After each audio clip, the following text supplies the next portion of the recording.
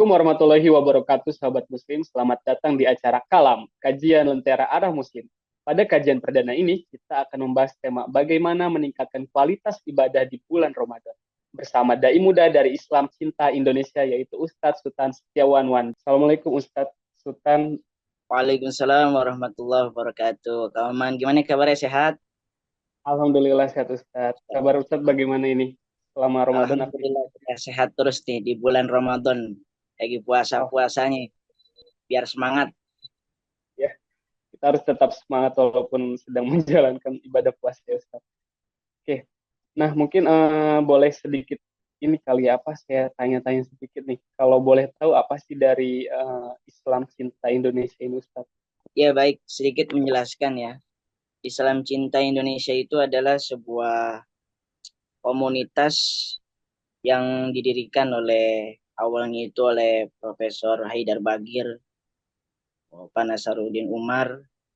Ya intinya untuk mengenalkan bahwasanya Islam itu kan dianggapnya kadang-kadang keras, kasar gitu. Tidak menimbulkan, tidak mencerminkan cintanya gitu. Maka dibuatlah komunitas Islam Cinta oleh salah satunya Profesor Dr. Haidar Bagir, Pak Nasaruddin Umar, Profesor Nasaruddin Umar, dan sekarang dialihkan sekarang ketuanya oleh Pak Dr. Edi Wijaya. Saya termasuk kader dai di angkatan yang kedua, di angkatan sebelumnya di tahun 2023. Insya Allah luar biasa sekali berarti Ustaz. Kalau dari Islam Cinta Indonesia ini aktivitasnya biasanya apa aja ya Ustaz? Kalau sebenarnya dari Islam Cinta itu tersendiri, Islam Cinta itu biasanya memiliki kegiatan di antara lain biasanya ada pertemuan-pertemuan untuk mengikat atau mengajak para pemuda untuk ikut serta menyebarkan cinta-cinta Islam kepada orang-orang di sekitarnya.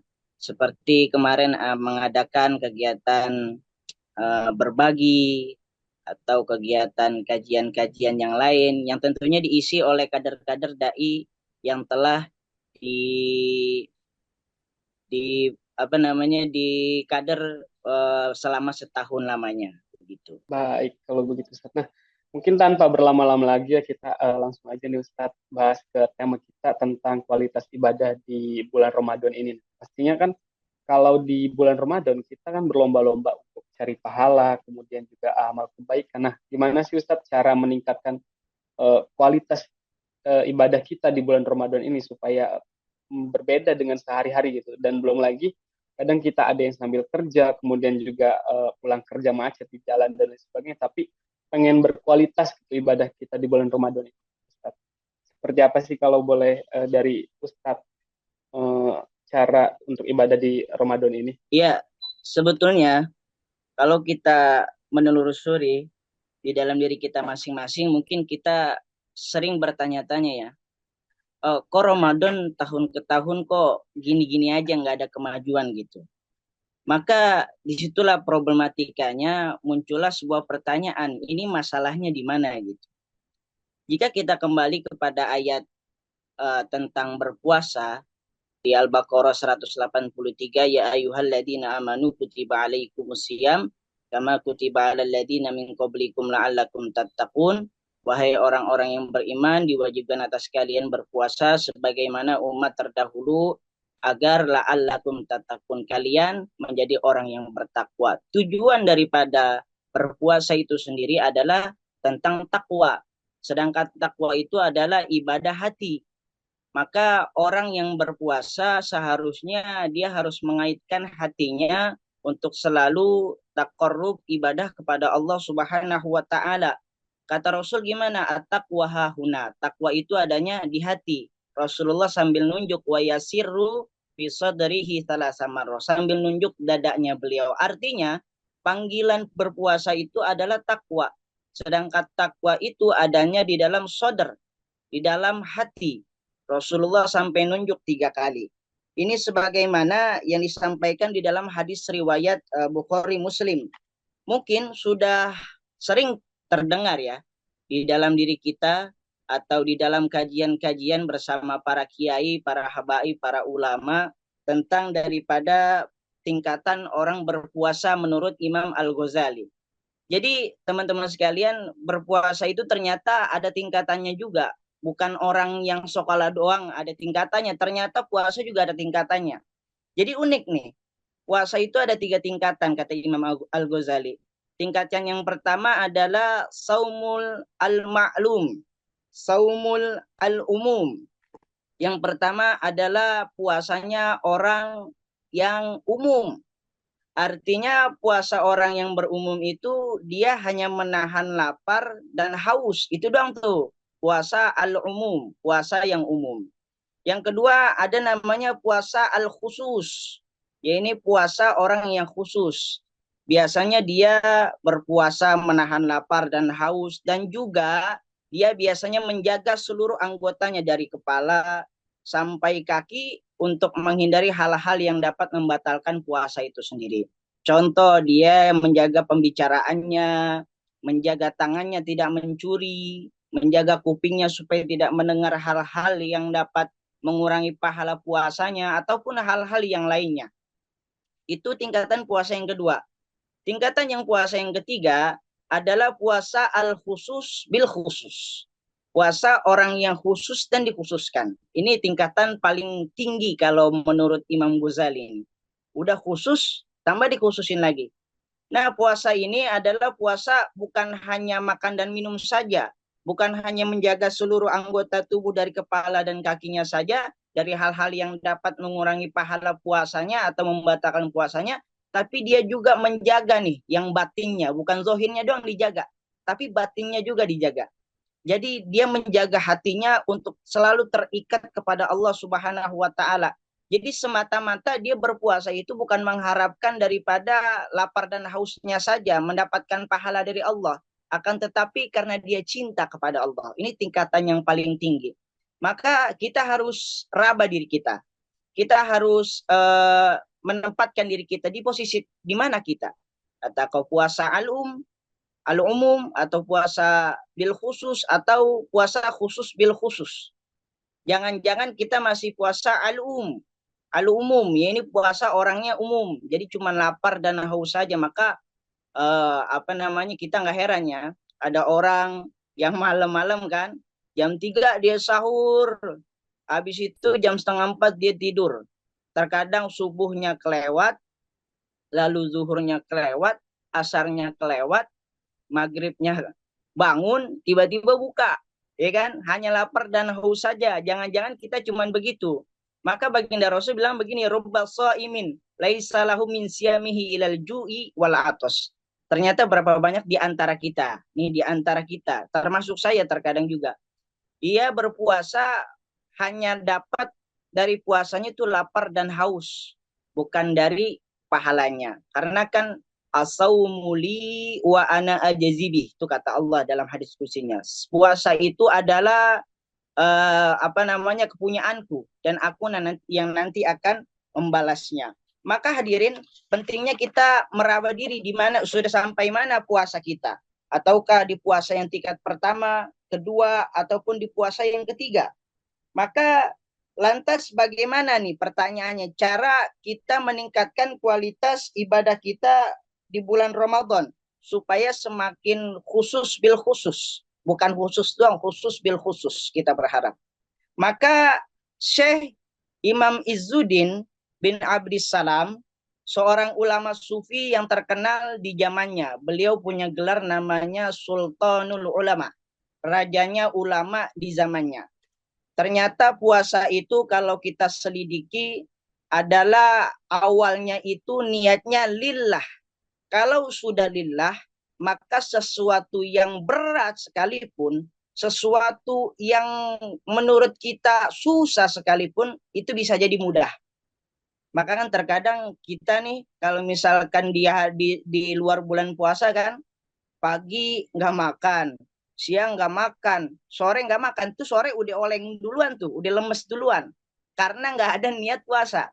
Cuman kalau Ramadan karena kita udah lillah, niat malam nawaitu shauma ghadin anadai fardhi syahri ramadhani hadi sanati lillahi ta'ala, itu udah karena lillahi ta'ala, maka semua yang sulit, semua yang menurut kita susah, itu Allah mudahkan, Allah gampangkan. Makanya nggak heran kalau kita puasa tuh alhamdulillah Allah kuatkan dari pagi, dari fajar sampai kita nanti maghrib, itu kuat alhamdulillah. Maka Imam Izzuddin itu menjelaskan bahwa taqarrub, puasa itu kan tujuannya taqarrub ilallah, mendekatkan diri kepada Allah. Taqarrub ilallah itu di dalam puasa ada 3 tingkatan. Yang pertama adalah taqarrub bil arkan. Taqarrub kita dengan gerakan. Artinya dengan gerakan itu dengan tubuh kita. Seperti kita taqarrub bil arkan itu kita sholat, terus lalu kita sholat, pokoknya ibadah tahajud di tengah malam gitu. Itu namanya taqarrub bil arkan, dengan anggota tubuh. Ada namanya taqarrub yang kedua, amalu bi qalbi. Taqarrub yaitu dengan hati. Ini biasanya tingkatan taqarrub yang kedua ini biasanya jika sudah sering dilakukan dengan arkan, maka akan menusuk ke dalam hati. Artinya akan timbul di dalam hati. Yang terjadi adalah kekhusyuan, keikhlasan. Seperti puasa nih, kita udah bil arkannya udah, jasad kita udah nggak makan, nggak minum, maka jangan lupa pakai bikolbinya juga dengan hati. Yang ketiga adalah taqarrub ila ruh. Artinya ila ruh itu kan, ini kan jasad kita nih. Kalau di dalamnya ada ruh. Kalau jasad udah nempel sama ruh, biasanya ruh bisa menggerakkan jasad. Begitu juga ibadah puasa. Kalau sudah terikat dengan individu seseorang, biasanya dia akan membekas, ada asarnya di dalam kehidupan orang tersebut. Misalkan kita di bulan puasa itu sering baca Al-Quran. Satu hari misalkan 1 juz, ada yang 2 juz ataupun 5 juz dan lain-lainnya. Dan sholat, misalkan sholat sunnah ba'diyah, qobliyah ataupun tahajud gitu kan. Ini di bulan Ramadan dia lakukan semaksimal mungkin gitu. Karena dia melakukannya dengan taqarrub ila ruh, maka amalan-amalan yang dia lakukan di bulan Ramadan tersebut seperti sholat sunnah, baca Quran ataupun sedekah, nah itu nanti akan membekas ketika sudah lewat bulan Ramadan, dia masih melakukan. Itu tandanya kalau dia berpuasa atau ibadah di bulan Ramadan dengan taqarrub ila ruh. Artinya pendekatan sudah membekas di dalam dirinya dia. Udah ketika dia dekat kepada Allah, itu menjadi kepribadian, menjadi aktivitas di dalam dirinya. Maka hadirin, 3 ini yang harus kita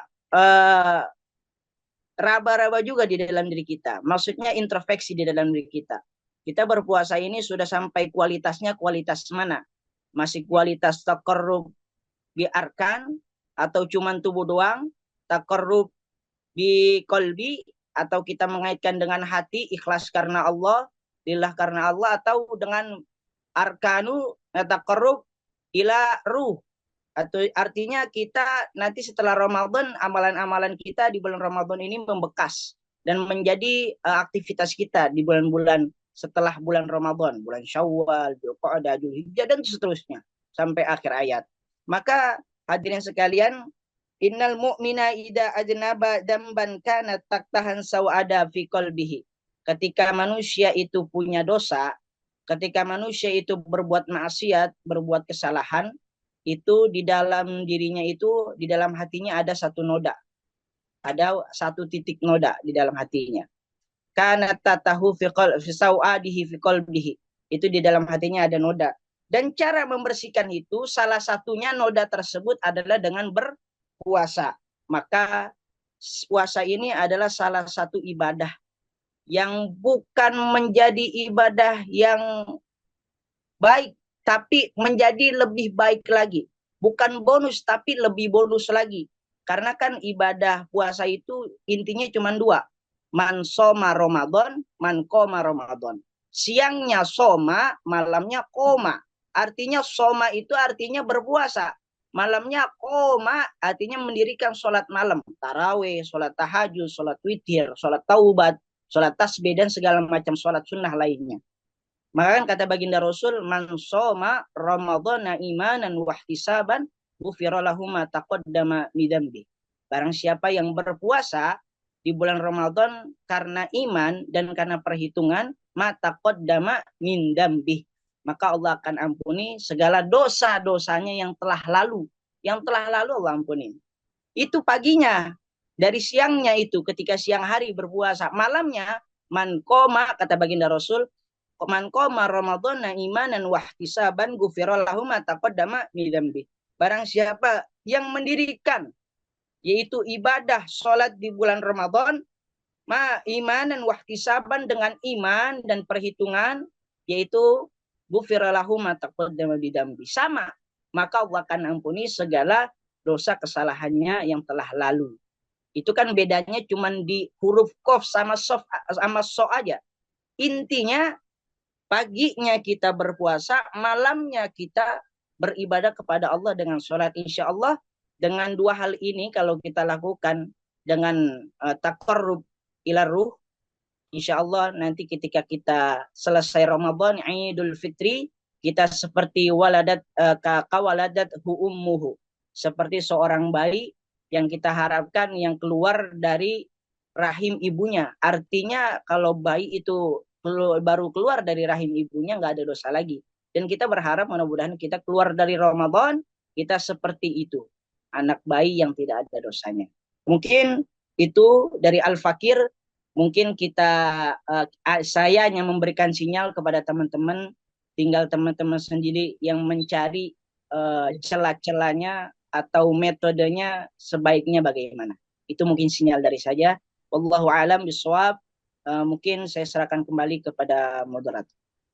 Ya, terima kasih Ustadz. Baik, Masya Allah ya untuk ceramahnya ini sangat-sangat bagus sekali dan memberikan wawasan yang lebih luas lagi. Terutama tadi apalagi yang Ustadz singgung mengenai tingkatan di puasa gitu. Nah, kalau boleh tahu nih Ustadz, bagaimana kita sebagai orang mungkin entah itu ada yang kerja, kemudian juga yang memang dari pagi sampai ke sore itu bekerja, kemudian malamnya ingin konsisten untuk bisa beribadah dengan lebih baik lagi gitu. Nah Ustadz, apakah ada cara dari misalkan kita yang sebagai hanya di al umum saja gitu bisa menempati posisi yang khusus atau yang lebih khususnya lagi gitu Ustadz? Apakah dari Ustadz sendiri akan ada masukan dan lain sebagainya Ustadz yang boleh disampaikan? Ya baik, mungkin izin Kang Anam. Ya, kalau kita menelusuri para ulama terdahulu, mereka ketika masuk bulan Ramadan memang beliau-beliau semua itu mengkhususkan waktunya untuk beribadah kepada Allah khusus. Maksudnya tanpa diganggu dengan kegiatan yang lain. Majlisnya diliburkan gitu. Terus ke apa namanya? eh, Sosialisasi kepada orang-orang dipinggirkan dulu dan fokus untuk beribadah di bulan Ramadan. Akan tetapi kan kita namanya, kita nggak bisa pungkiri kita ini adalah makhluk sosial. Maksudnya kita ini adalah orang yang punya kebutuhan. Apalagi sebagai seorang kepala rumah tangga atau seseorang anak yang menjadi tanggung jawab kepada keluarganya, itu kan tidak bisa dipungkiri. Memang terkadang mereka ini harus melakukan hal tersebut karena sudah kewajiban dan harus dituntaskan. Maka teman-teman sekalian, ada trik-trik yang mungkin Al-Fakir bisa bagi. Kita hidupkan Allah berikan satu hari 24 jam. Gitu kan, 24 jam. Maka seperti kita bagi tiga. Yang pertama 8 jam untuk bekerja, 8 jam untuk beribadah, untuk apa namanya, untuk kita ibadah, atau untuk dari mohon maaf, 8 jam untuk kita kerja, 8 jam untuk istirahat, 8 jam untuk ibadah. Kalau 8 jam kebanyakan ibadahnya ini, ya ambil 4 jam. Berarti untuk daripada kerjanya misalkan 10 jam, artinya dibagi tiga gitu. Ada saatnya kita kerja, fokuslah kerja. Ada saatnya kita istirahat, fokuslah istirahat. Ada saatnya kita untuk ibadah, fokuslah untuk ibadah. sesuatu yang kita laksanakan pada saat itu kita harus maksimalkan dengan sebaik mungkin. Dan mungkin teman-teman sekalian, ketika kita sedang ibadah atau sedang bekerja, mohon maaf sedang bekerja, itu bukan hanya kita bekerja begitu saja, itu bisa jadi kerjaan kita bisa bernilai ibadah karena kalau kita niatkan lillah karena Allah Subhanahu wa taala. Jadi titik temunya itu adalah semuanya adalah lillah. Kalau kita kerja di bulan Ramadan lillah itu ibadah. Kalau kita tidurnya aja adalah ibadah. Itu tidurnya kan. Apalagi ibadahnya lagi dilipat gandain lagi pahalanya oleh Allah Subhanahu wa taala. Itu daripada fadail keutamaan yang Allah berikan di bulan Ramadan yang enggak Allah beriin kepada bulan-bulan yang lain. Mungkin itu tips yang mungkin sedikit dari Al-Fakir, mungkin nanti teman-teman bisa atur sedemikian mungkin. Allah alam bisawab. Insya Allah sekali Ustadz, dari wejangan-wejangan yang didapat untuk sahabat-sahabat muslim semua yang ada di sini, sungguh sangat bisa menjadi inspirasi juga dan juga mungkin bisa dijalankan untuk saya dan juga sahabat muslim semuanya. Nah, menyinggung juga terkait dengan amal kebaikan Ramadan ya Ustadz. Kan kita tidak hanya beribadah juga, tentunya juga kita mau memaksimalkan gitu amal kebaikan yang memang kita lakukan gitu. Dan bagaimana sih Ustadz kalau pentingnya membangun kebiasaan dan juga bersedekah nih selama Ramadan agar lebih maksimal lagi Ustadz. Seperti apa yang bisa Ustadz bagikan kepada sahabat muslim? Baik, teman-teman semua, kata baginda Rasul, afdalus sodakoh fi Ramadan. Sebaik-baiknya sodakoh adalah sodakoh di bulan Ramadan. Dari hadis ini, banyak daripada di antara kita terkadang termotivasi dengan hadis yang disampaikan tersebut. Karena di bulan Ramadan ini segala sesuatu yang tadi nilainya 10, Allah lipat gandakan jadi 100 atau bisa menjadi lebih begitu. Termasuk hal sodakoh. Sodakoh itu di bulan Ramadan itu ternyata lebih afdol lagi. Kalau di bulan lain afdol, di bulan Ramadan lebih afdol lagi. Begitu. Allah kan udah bilang, bahkan seseorang ulama syair itu mengatakan, anfik mafil jaib yakti kama fil ghaib. Infakkan apa yang kita punya, maksudnya yang kita punya itu yang ada di kantong kita, yang kita miliki, harta gitu. Kita berikan maksudnya kita sedekahkan atau kita zakatkan. Anfik mafil jaib yakti kama fil ghaib. Maka nanti yakti kama fil ghaib.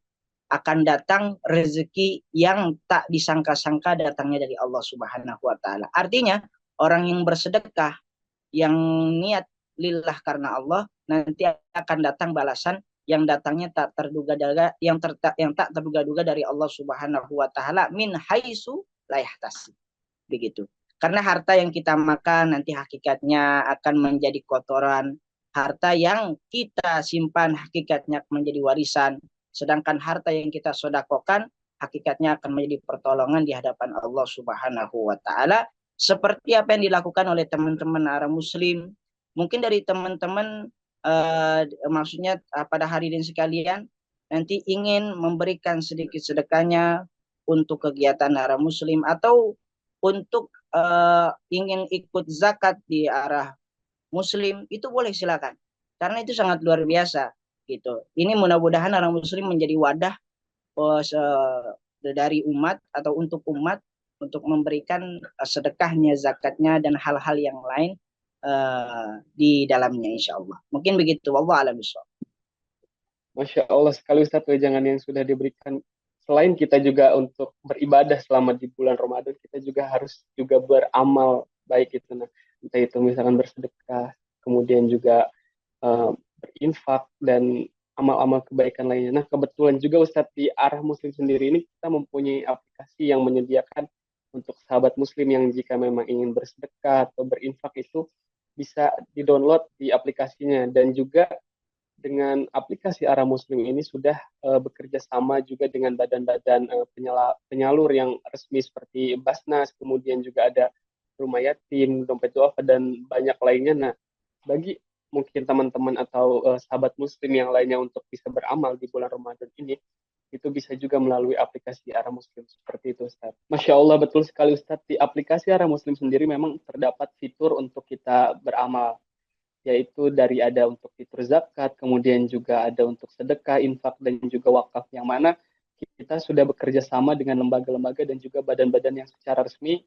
mengadakan untuk penyaluran di berbagai daerah di Indonesia seperti misalnya Basnas, kemudian juga Dompet Duafa, Rumah Zakat, dan lembaga-lembaga lainnya yang memang sudah resmi di Indonesia.